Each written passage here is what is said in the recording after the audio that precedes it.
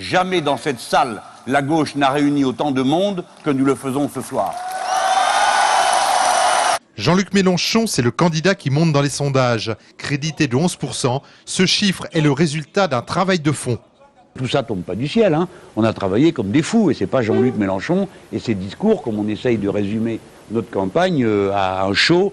Bon, c'est pas du tout ça, là il y a erreur totale, hein. Je me laisserai pas prendre, hein. C'est une campagne qui s'appuie sur l'implication de milliers et de milliers et de milliers de gens. Ça va pas décroître, hein. Et après avoir critiqué vivement le programme de ses adversaires politiques, une phrase choc résume celui du front de gauche. Nous pensons que la réponse au problème de notre époque, c'est d'aller franchement, directement, bille en tête contre le capital, qui a des visages et qui a des adresses. Nous voulons faire plier la finance. Un meeting où l'intervention d'André Chassaigne a enthousiasmé la foule, le député communiste évoquant l'idée d'une 6e République. La première mesure serait une mesure concernant l'emploi, avec par exemple l'interdiction des licenciements boursiers et de nouveaux droits qui seraient donnés aux salariés dans les entreprises, parce que de ça dépend beaucoup de choses.